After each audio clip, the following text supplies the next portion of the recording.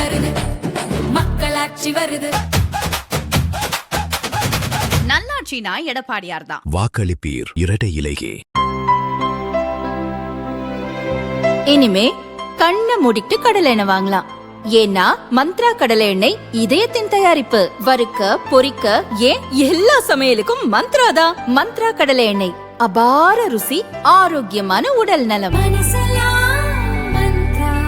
தமிழக சட்டசபை தேர்தலில் என்டிஏ வேட்பாளர்களை ஆதரித்து சில நாட்களுக்கு முன்புதான் நாகர்கோயிலில் பிரதமர் மோடி பிரம்மாண்ட ரோட் ஷோ நடத்தினார்.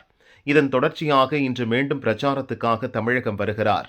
கோவையில் நடக்கும் பிரம்மாண்ட பொதுக்கூட்டத்தில் பேச உள்ளார். கோவை கொடிசியா மைதானத்தில் மாலை 4 மணிக்கு கூட்டம் துவங்குகிறது. 5 லட்சம் பேர் அமரும் வகையில் பிரம்மாண்ட பந்தல் அமைக்கப்பட்டுள்ளது. அதிமுக பொதுச் செயலாளர் பழனிசாமி, பாரதிய ஜனதா தலைவர் நயினார் நாகேந்திரன், கூட்டணி கட்சி தலைவர்கள் மற்றும் வேட்பாளர்கள் பங்கேற்க உள்ளனர்.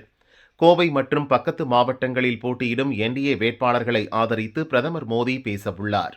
பார்லிமெண்டில் மகளிர் இடஒதுக்கீடு மசோதா தோல்வியடைந்திருக்கும் நிலையில் மோடியின் வருகை முக்கியத்துவம் வாய்ந்ததாக பார்க்கப்படுகிறது. பார்லிமெண்டில் தாக்கலான மசோதாவுக்கு ஓட்டெடுப்பின் போது 3/2 பங்கு ஆதரவு கிடைக்கவில்லை. திமுக, காங்கிரஸ் உள்ளிட்ட இண்டி கூட்டணி கட்சிகள் எதிர்த்து ஓட்டு போட்டதால் வரலாற்று சிறப்புமிக்க மசோதாவை நிறைவேற்ற முடியாமல் போய்விட்டது. மகளிருக்கு எதிராக திமுக செயல்படுவதாக பாரதிய ஜனதாவினர் இப்போது குற்றம் சாட்டி வருகின்றனர். பெண்களுக்கு அரசியல் முக்கியத்துவம் வழங்கும் மசோதாவை வேண்டுமென்றே திமுக தடுத்துவிட்டது என்றும் கூறி வருகின்றனர். இன்று பிரதமர் மோடியின் உரையும் இதை மையப்படுத்தியே இருக்கும். திமுகவை தனது ஸ்டைலில் வெளுத்து வாங்குவார் என்பதால் பரபரப்புக்கு பஞ்சம் இருக்காது.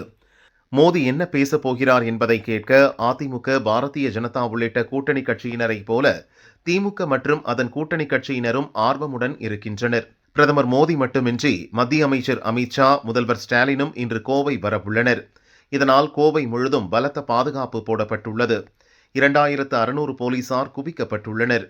இன்று பகல் 3 மணி முதல் இரவு 8 மணி வரை அவினாசி சாலையில் கனரக வாகனங்கள் செல்ல போலீசார் தடை விதித்துள்ளனர். அதேபோல் ஏர்போர்ட் செல்லும் வாகனங்களுக்கு கடும் கட்டுப்பாடு விதிக்கப்பட்டுள்ளது. குறிப்பாக மாலை 4 மணி முதல் இரவு 8 மணி வரை ஏர்போர்ட் ரோடு அடியோடு மூடப்படுகிறது. இந்த நேரத்தில் வரவேண்டிய விமானங்களின் ஷெடியூலை மாற்ற அறிவுறுத்தப்பட்டுள்ளது. அதேபோல் இந்த நேரத்தில் புறப்படும் விமானங்களுக்கு செல்ல வேண்டிய பயணிகள் 4 மணிக்கு முன்பே ஏர்போர்ட்டில் இருக்கும்படி போலீசார் அறிவுறுத்தியுள்ளனர்.